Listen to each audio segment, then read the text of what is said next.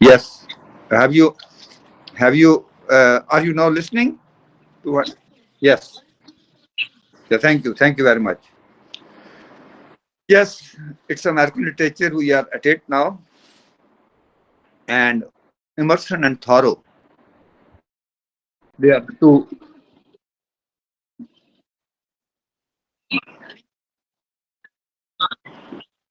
Uh, how to fit? Oh, yes. Uh, so Emerson is a great essayist than a poet. His essays, first and second series, are the most popular and widely read of his works.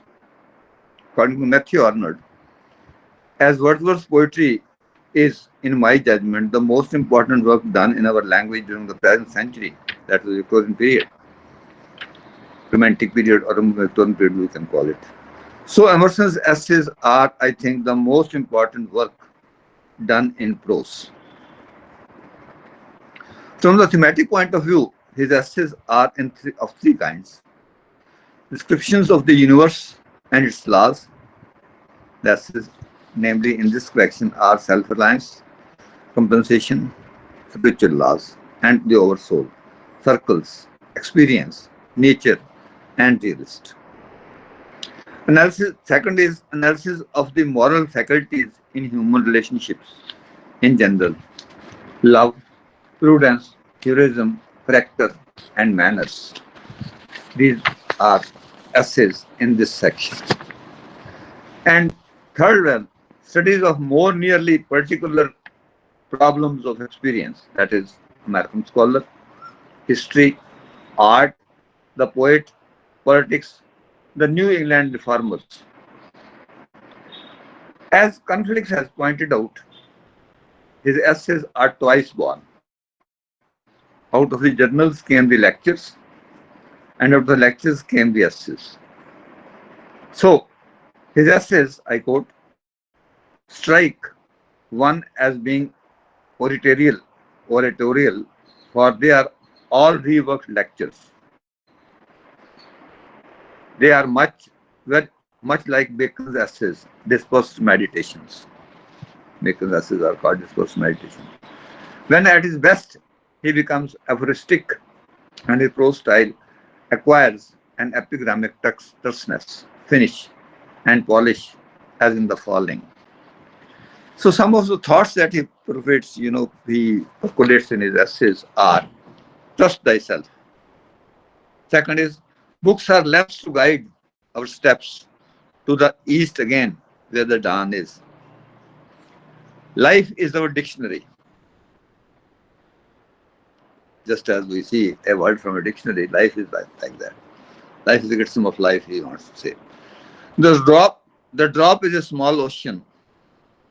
All things are doubles, one against another. Life is a chain of moods, like the sting of beads. These are aphoristic statements that he has made in his essays. According to Brownell, Emerson's essays are the scriptures of thought. Every statement stimulates thought because of the suggestive as well as expressive. Everything means something additional. Every mood, every thought is potent rather than purely reflective. Emerson stimulates a mood at all times in which effort seems needless, pity useless, conscience superfluous, logic is a fatal obstacle, consistency negligible, fear contemptible, courage instinctive, and culture is exhaustive. Consider merely the titles of tens of his voluminous essays. They form the catalogue of wisdom divined and wisdom garnered, and the whole beautifully and willingly as well as pungently elaborated in an indisputably great mind. According to Robert E. Spiller, Spiller was the one who wrote volumes on American literature. Each of Emerson's essays is a finely wrought work of art into which he threw his most mature and careful effort. Yet each book as a whole is little more than a miscellany. The design of individual essays does not extend to the volumes in which they are collected. Emerson meant them to be read at a time and in any order. His method was to enter in his voluminous journals, which began in 1820 and continued throughout his life, his first thoughts on life and books. These entries, which have an incisive freshness that might later be lost, then became the savings bank to be drawn on for his lectures, when after 1833 he constituted the main interest was his essays. His essays were the device for polishing these ideas, never designed to be delivered as lectures, except for the occasional rest that is the American scholar. But inevitably retains much of the tone of spoken discourse and the awareness of the immediate audience. The American scholar that is prescribed for you for your detailed study. His first great speech was an address delivered to a social cum literary society called Phi Beta Kappa Society of Harvard in 1837. So Phi Beta Kappa Society, established during the American Revolution, was addressed by a distinguished celebrity on the commencement of an academic session every year. It was a festive occasion, preceded by an academic procession and a brass band. For Emerson, the scholar is simply a man thinking first. As a planter of man food gathering, his duty is to trust himself and to encourage them to do likewise. With clarity of thought and melody of expression, Emerson delineates a scholar. Oliver Wendell Holmes called his oration our intellectual declaration of independence. This essay was called our intellectual declaration of independence, as its implications are at once religious, political, and intellectual. He drives home to his hearers the idea that American writers should not blindly adhere to European models, but should carve out a path for themselves. I quote, "Our day of independence, our long apprenticeship to the learning of other lands draws to a close. The millions that cannot always be fed on the remains of the foreign harvest," unquote. He invokes the scholar to lean on three influences. What are those three influences? Are nature, the past made manifest through books, or that's what Eliot said. T.S. Eliot said, it is the past, reorders the present. Past reorders the present, establishes the present. He invokes the past made manifest through books and the present calling for participation and efficient leadership. The present is a link between the past and the future. You have to keep this in mind. Thus reveals a tripartite structure, three types of structure, tripartite. The first part dwells upon the formative influences of American scholar, while the second part describes his duties and responsibilities. The third part presents the contemporary scenes and the various possibilities of the future. The increased interest in common things and in the individual is a heartening sign of the times. There is much academic time serving out. I quote, "If a single man plants himself indomitably in his instincts and there abide, the huge world will come round to him. Patience, patience, with the shades of all the good and great for company, and for solace, the perspective of your infinite life, and for work, the study and the communication of principles, the making of those instincts prevalent, the conversation of the world. A nation of men will for the first time exist because each believes himself inspired by the divine and which also inspires all the men." With this secular evocation of the old style, Emerson was digging at the roots of Christian emotion and a vision deep in the England, in the New England soul. Our soul is one of his great essays, that he wrote. The scholar is attracted by the rites and the phenomena of nature. There is neither a beginning nor an end to the mysterious consistency of the web of God, but always a circular power returning it to self. To a scholar, nature is the opposite of the soul. Emerson hints at the unity of the ancient precept, know thyself. He says, trust thyself. That means study nature. And the modern precept, study nature, that has become the last one maxim. You have to study nature. Study nature means know thyself. The influence of the past on a scholar's mind is possible only with the help of books. The books, books are, the events of today are recorded in the books. And tomorrow we can read them. Day after other generations will read them. So books are the great source of knowledge for human beings. They contain so much of history of human thought and human values system that one learns a lot from the books. The influence of the past in the scholar's mind is possible only with the help of books, which contain immortal thoughts of the truths discovered by a scholar of the past, by scholars of the past. Books are precious lamps with which the flame of thought was rekindled in hours of darkness. The books are a mirror to the age in which they are written.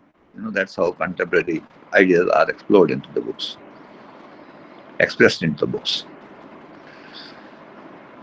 Flame of thought and rekindled in the hours of darkness. The books are a mirror to the age in which they are written, but they do not have credence and authority for all times to come. Naturally, today's ideas can be improved upon by others tomorrow. So that's why books cannot, take for granted that this is whatever I have said is final. It's not final. You have to exercise your own brains to understand this. So books do not have credence and authority for all times to come. We should not blindly follow the views of Cicero, Locke, and Bacon.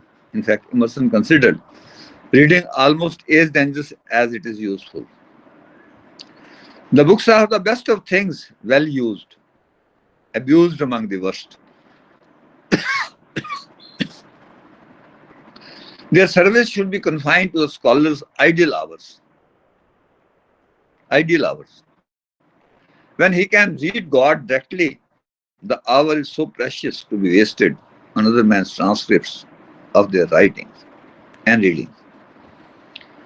Imitation, even of Shakespeare, is ruinous.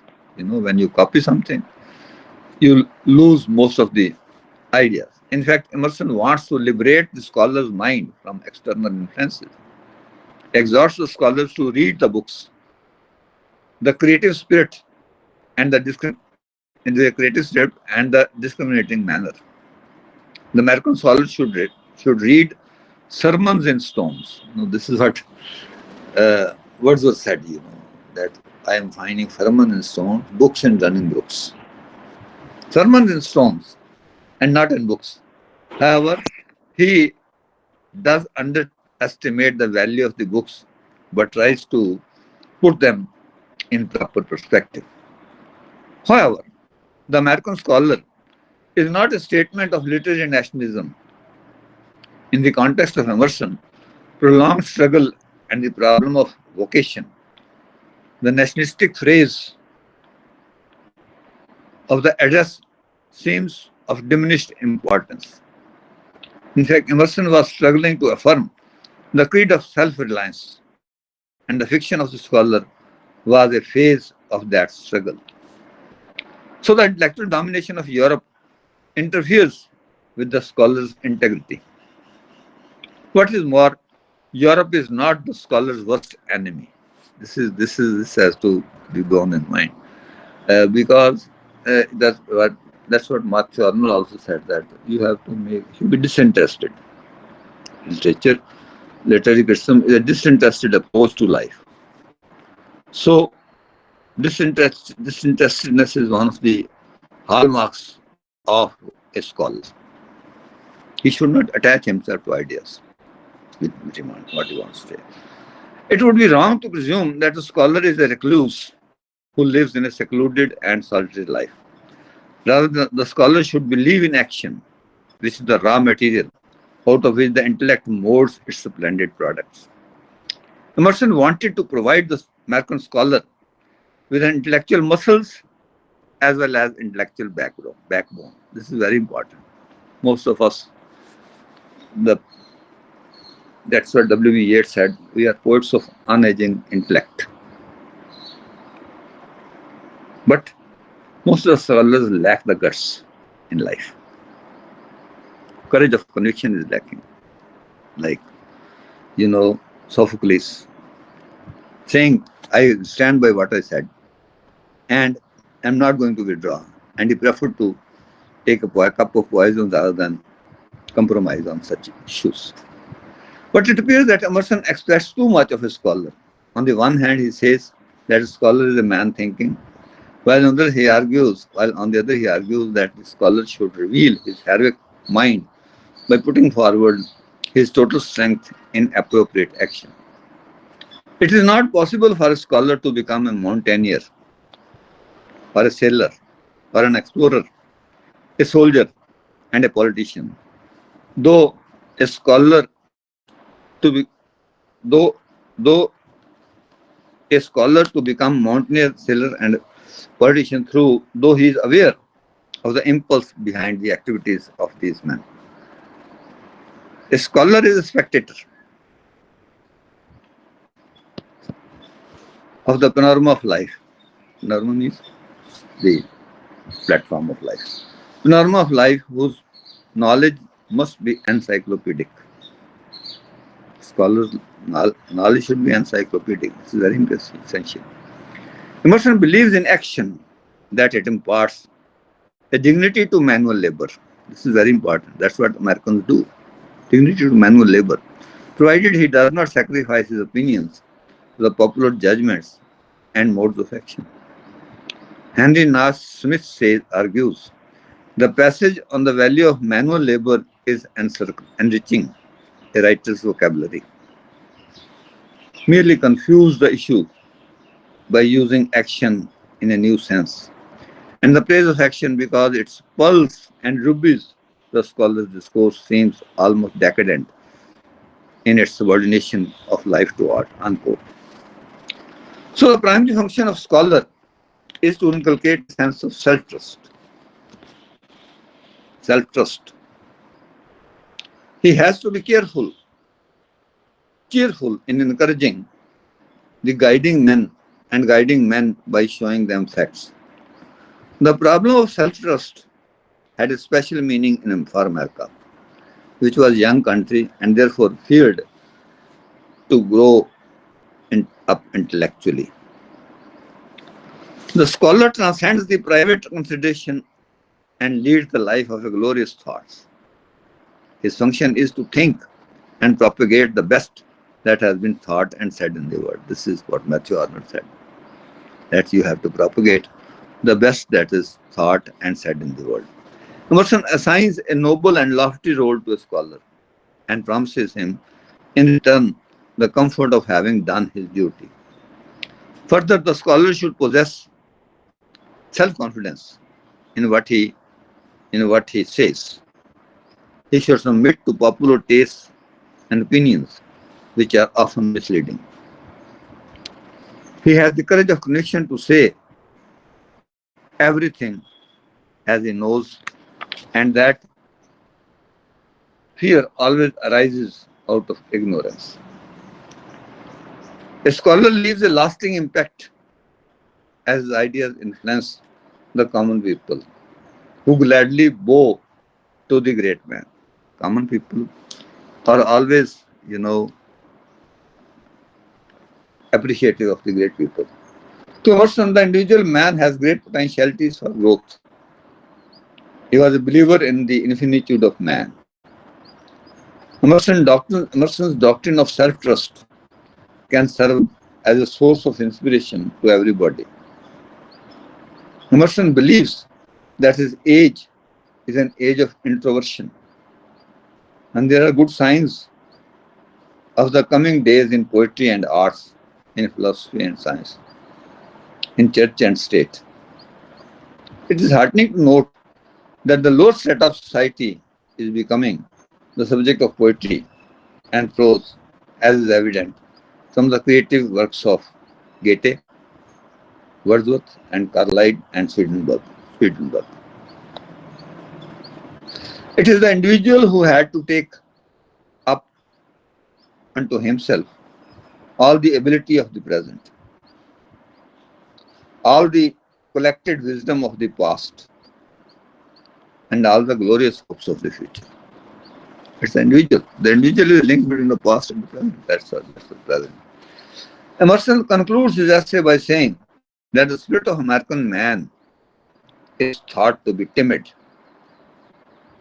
Timid. American man is timid. Timid means coward, shy you could say, imitative, and tame. Public and private greed are rampant, as a result of which petty affairs have become very important for them, for a common man. According to Emerson, only the individual can improve the state of affairs by having full confidence in himself and relying on instincts. He inspires the Americans by saying that every individual should think and act independently. Emerson's prophetic utterance indicates that great future awaits the American nation. I quote, "A nation of men will for the first time exist because each believes himself inspired by the divine soul which also inspires all men. The contemplative man's scrutiny is directed to the perspective of his own infinite life." Unquote. This is the integrity of character which need to be explored and developed by introspection. So that what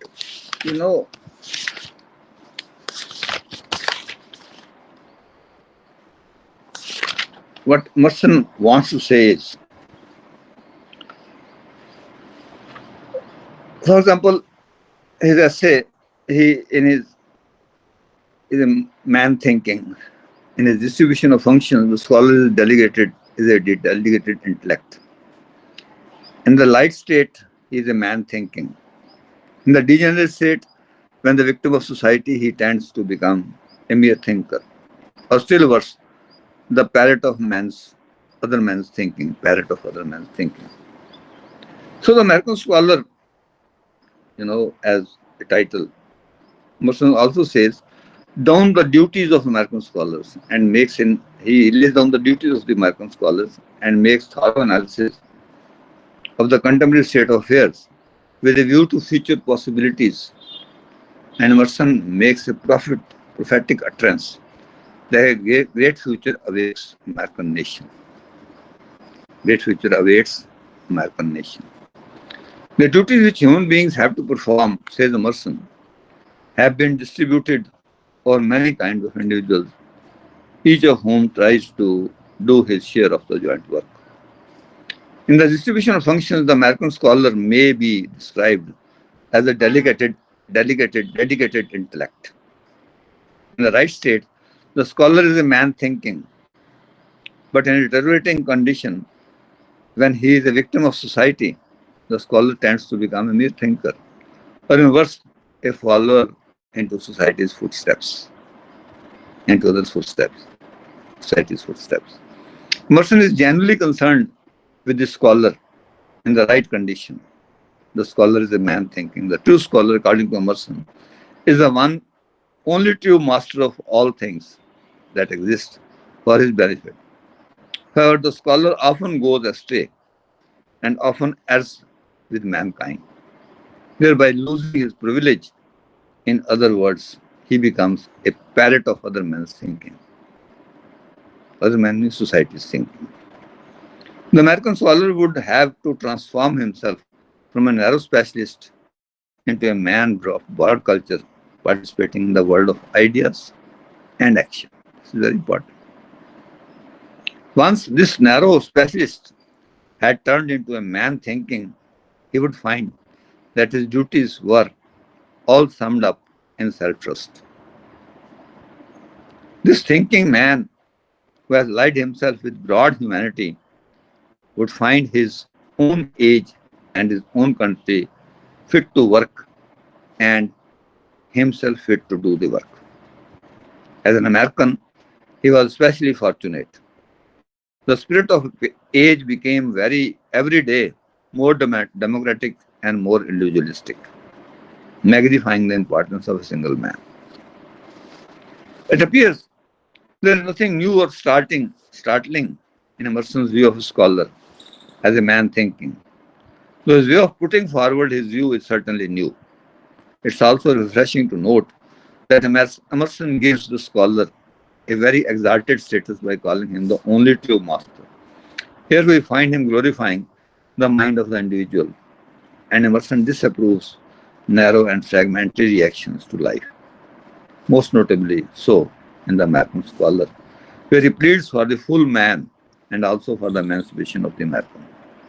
Man thinking, self trust, and self realization, they form of the core of Emerson's address to the American Scholar, entitled The American Scholar. Even the most untranscendental minds could understand Emerson's message. The broad base of his address is common sense made it one of Emerson's most powerful speeches. So, what is Emerson's prose style so far as the scholar is concerned, American scholar is concerned? As regards Emerson's prose style, we have already, that I quoted some lines, how it is aphoristic and how epigrammatic and terseness, is there. The essay is with him, as with Bacon, a series of short, quotable assertions, without the logical unity of discourse, but all bound together by the ethos of intellectual atmosphere, of the source from where it is proceeded. Very many of the sentences are remarkable for their force, subtlety, and impressiveness, and some for their poetical beauty. The imagery that you find in the American Scholar is of great range from the sun and stars down to the meanest weed or insect. And the diction is quaint. Quaint means old and original, but not the least affected. With Emerson, prose is the other harmony. He has used a number of stylistic devices such as figures of speech, analogy, antithetically balanced sentences, epigrams, aphorisms, rhetorical devices, etc. The use of these various devices has been aptly illustrated by one Indian author. His name is Malkarjan.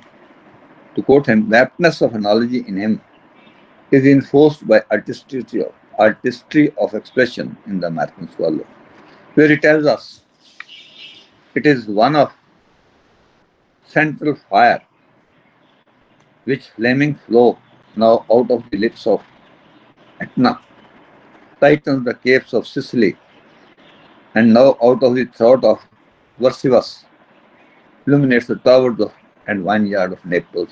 These are all European cities. It's one light which beams out of the thoughts, thousand stars. It's one soul which animates all men. So the ideas get clarified in American Scholar, strengthened and beautified by the presentation of language. We may notice the fine cooperative contrast between the phrases, the lips of Etna and the throats of Vesuvius, and between the verbs lightens and illuminates. enabling Emerson to repeat himself without repetition. The perception of the analogy takes also a less direct and more forceful form of metaphor. Literary fashions are seen as the mere remains of a foreign harvest. He expects confidently a time when the intellect of his continent will look out from this iron lids. The young scholar is a schoolboy under the bending dome of a day. Books are lamps to guide our steps to the east again, where the dawn is. So, as I told you, Emerson was also a poet. To the poet's privilege of metaphor, Emerson adds the idealistic prerogative of a paradox, which is at once a way of seeing things as well as a way of saying them. It's a philosopher's game played with appearance and reality. Diversity and even contrariness are to him only a dramatic presentation of some great design.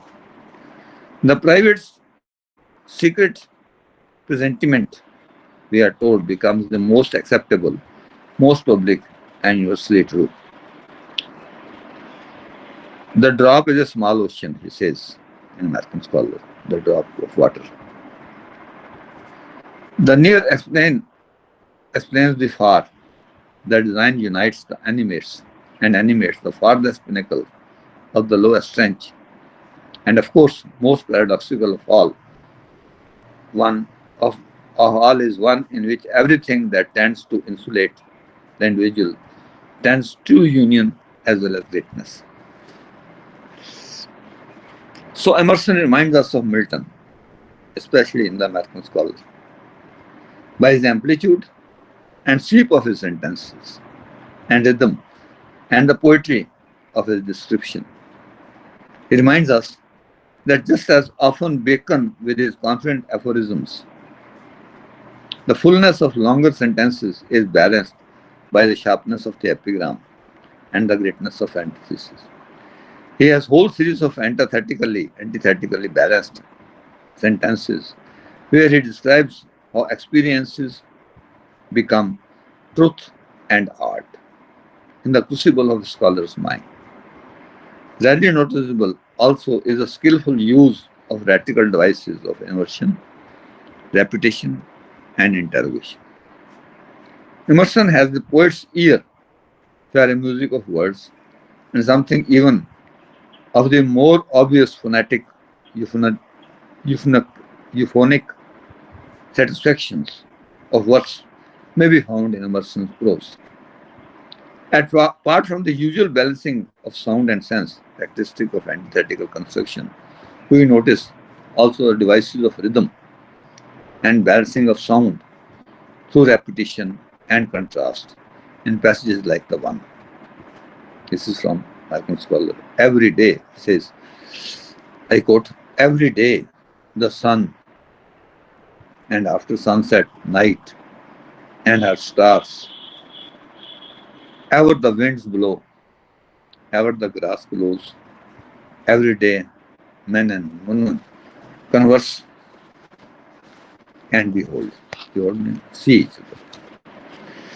So, his essays, they have a one thing that is common in all the essays is that there is transcendentalism in his essays. His essays create a transcendental aspect in his essays. What you find is, I'm just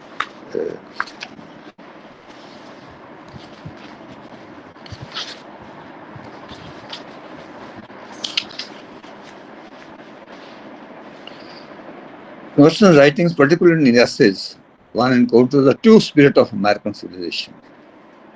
Its preoccupation with individual liberty, individual judgment, and insatiable love of adventure. His essays reveal the means of an art peculiar to himself, the sources of a rich, beautiful mental life. Essentially, an artist, and he in his essay, The Nature, he used philosophic terms. The universe is composed of nature and soul, he says.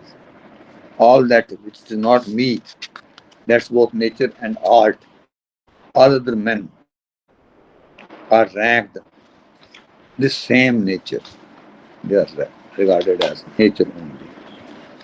So his essays, they reveal the transcendental aspect of his poetry, of his essays. There are two transcendentalists in American poetry and American essays. One is Thoreau, the other is Emerson. So hardly anybody who has ever written about Emerson at any length has been able to resist quoting Matthew Arnold. So he is a friend and leader of those who live in the spirit, Lowell added. Emerson awakened us, saved us from the body of this death. He believed that the development of the human soul was an ultimate end, and whatever stood by the way of development and expression of the soul is vicious, however venerable and or even sacred it may appear, and that unless life can be lived spontaneously and fully and gladly, there is no hope for the future of the world. It's not enough that God spoke to Moses. He says, it's not enough that God spoke to Moses. He must speak to me and to you also. It's not enough that Shakespeare and Michelangelo created great art. You and I must also create great art. And we cannot do this ourselves. We must recognize its value and those who are contemporaries who can. That's what he says in Scholar. He was a spiritual man, not because he despised the senses, but because he wished to live a complete life. To his way of thinking, asceticism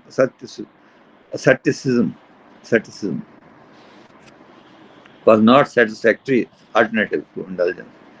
Both were bad. Emerson, like most great prophets and teachers, was inclined toward the occasional use of superlative generalization. In one passage in his journal, he wrote, "Then I discovered the secret of the world, that all things subsist.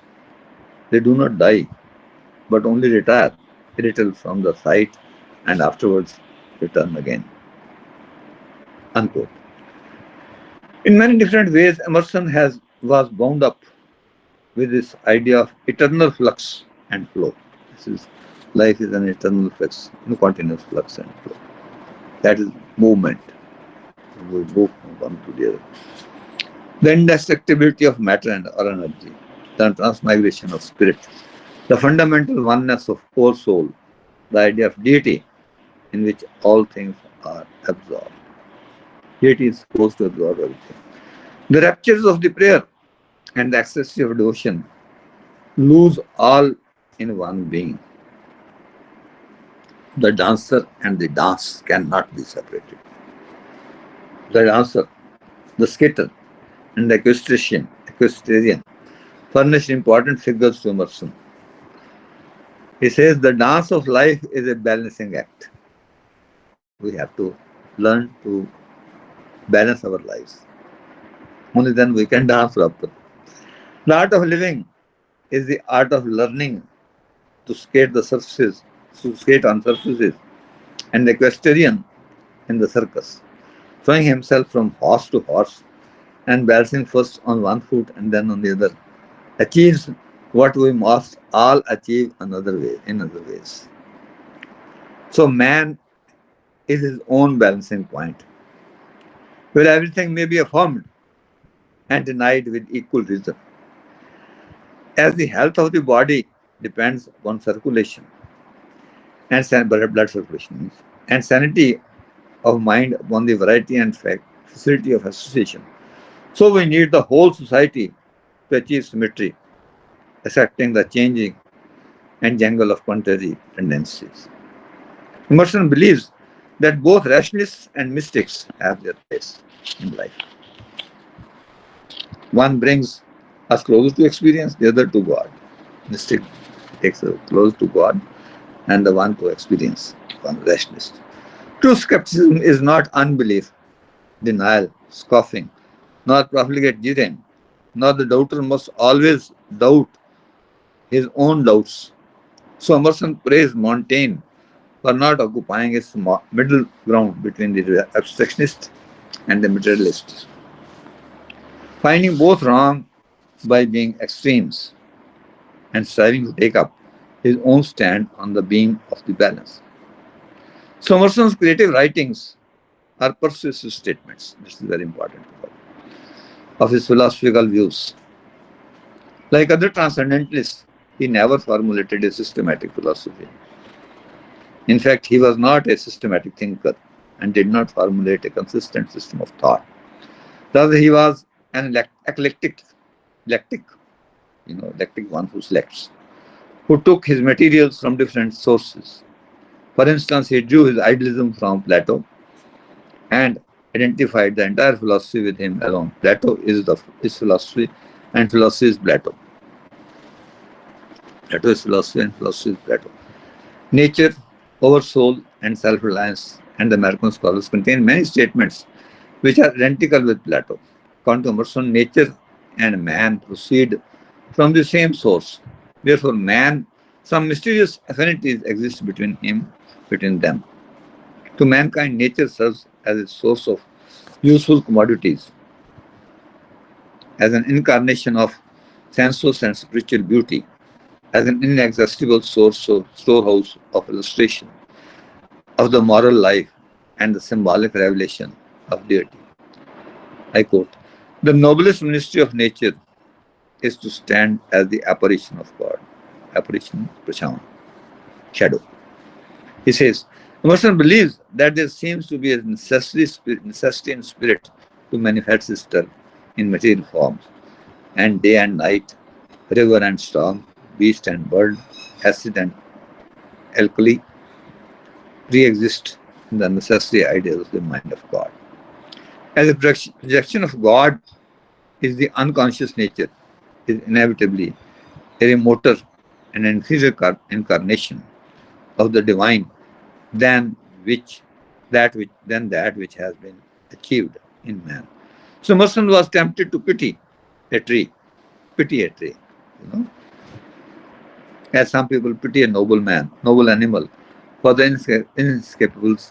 inescapable limitation of his being. Yet by the same token, nature holds one advantage over man. Abandoning the relief all allegiance to historical Christianity, he rested his faith on the other world of God, freedom, assured him by his own immediate intuitions. Both historical revelation and discursive reason were made superfluous by the continuing revelation within him. The faith is the evidence. The soul of man did not merely contain, as Unitarians had believed, a spark of light of God. It was God. Essentially, Emerson concentrated upon a higher individualism. This is one of the transcendental ideas, higher individualism. This individualism stemmed from his faith in the unifying oversoul, which is exactly communicated through intuition to the moral nature of every person, so that while making each man self-reliant, it also thereby affiliates him more intimately with fundamental universal unity. The central to Emerson's thought are the spiritual nature of reality. This is what he says in American Scholar. The correspondence, the laws of nature, and the laws of the morals. The integrity of the individual, obedience to instinct, and nature of faith in optimism. This is very important. Emerson's transcendental thought moved in the presence of moral harmonies, which seemed to him truer, more beautiful, and more beneficent than those of the old theology. As an independent philosopher, in the American Scholar, he says, would not have seen in those harmonies an object of worship or the sufficient basis of optimism. But he was not an independent philosopher.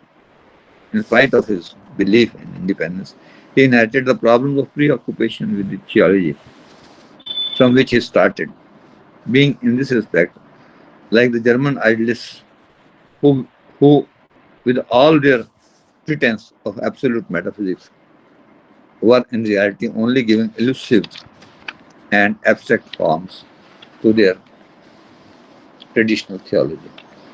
Emerson, too, was not primarily a philosopher, but a Puritan mystic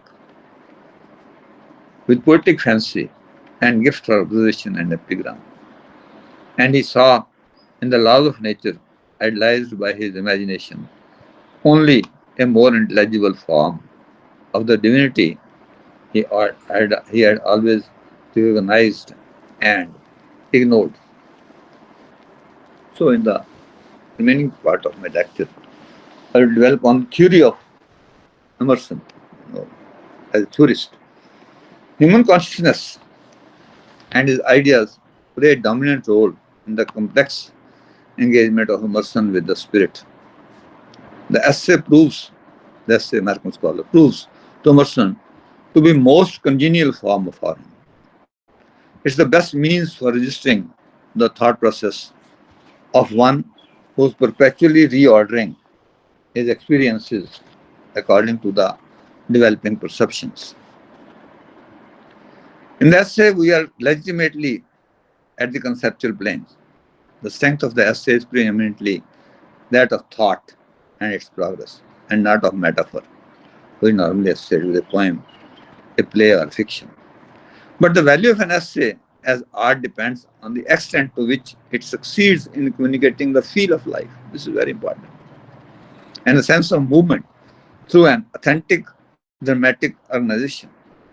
The creative essay is, in this respect, basically different from the rational discourse, where the ends of logic demand sequential development, and the slicing away of thought from the sustaining power of emotion. Henry James, he said, I quote, there were certain chords in Emerson that did not vibrate at all, notably the chord of outgoing affection and compassion, which we rightly value in other authors. He was condemned by temperament, much against his will, to a lonely life of the mind. This is what Henry James said. But his limitation was his strength and his opportunity. Because he was distracted by little else he experienced and conveyed the adventure of thought, the daily plunge of the mind into the unknown with the urgency about almost unique in literature. If the function of the artist is to bring something to life for us, to make us see, then Emerson is an artist who makes us see the creative energy of thinking, of original leap, of grasp of the mind of action.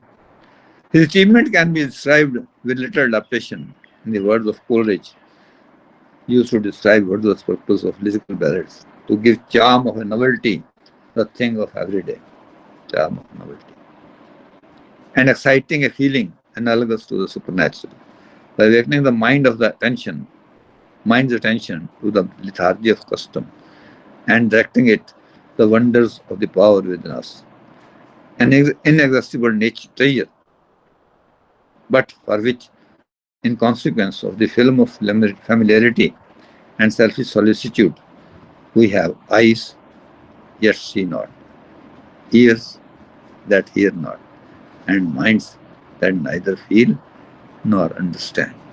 This is what Coleridge said. This way of saying Emerson is relatively new and must compete with older reputation as a teacher, the friend and leader of those who live in the spirit, as Matthew Arnold called them.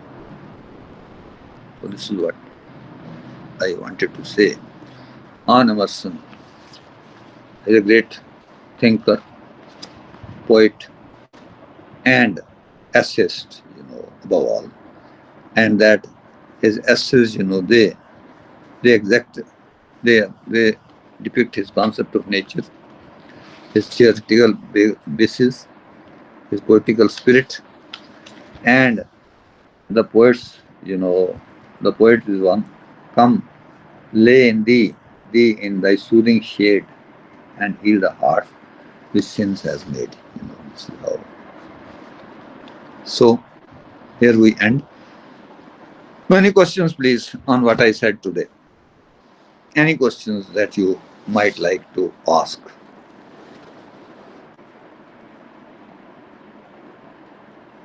Yes, friends, are you listening? Is everybody listening? Is everybody listening?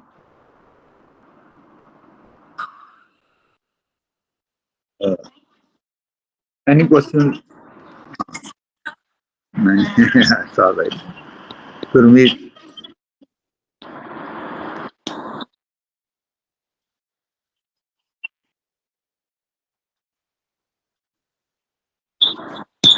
yes, Loni, Sukhi, Surjit, Falguni, Bunita, Yogita, and five others.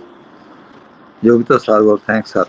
No, rather than thanking me, you ask some questions if you have any in mind on immersion particularly, because it's the interactive action, that brings us the best. And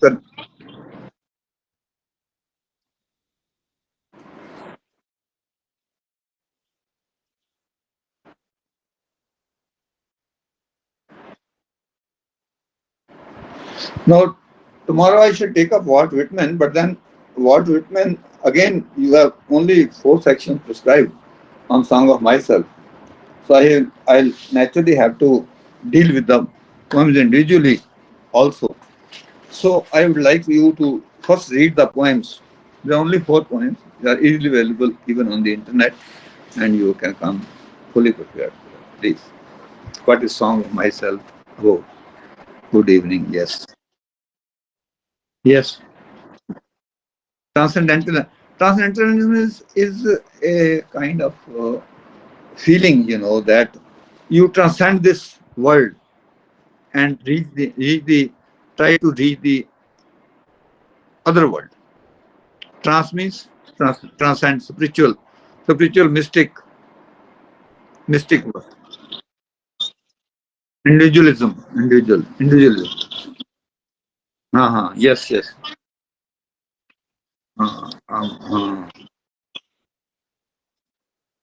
हाँ जी हाँ yes मजा हाँ,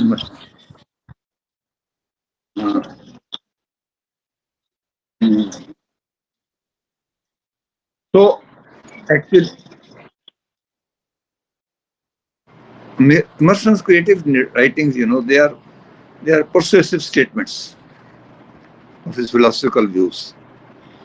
Other transcendentalists, trans, he never formulated a systematic philosophy. In fact, he was not a systematic thinker. But then nature, oversoul, self-reliance, all these essays, they depict his transcendentalism. And American scholar also, the dancer and the equestrian. You cannot really distinguish the dance from the dancer. That's what.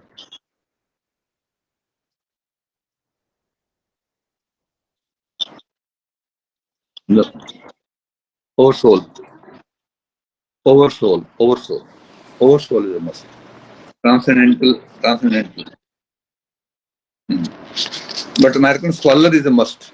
That's why I laid great emphasis on American scholar, because it's the text prescribed for you. Again, I shall be concentrating more on the text than on anything else.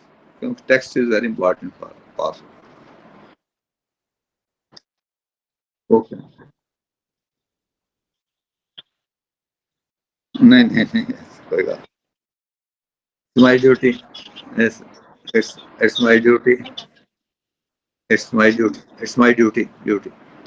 Thank you. It's all right. It's all right.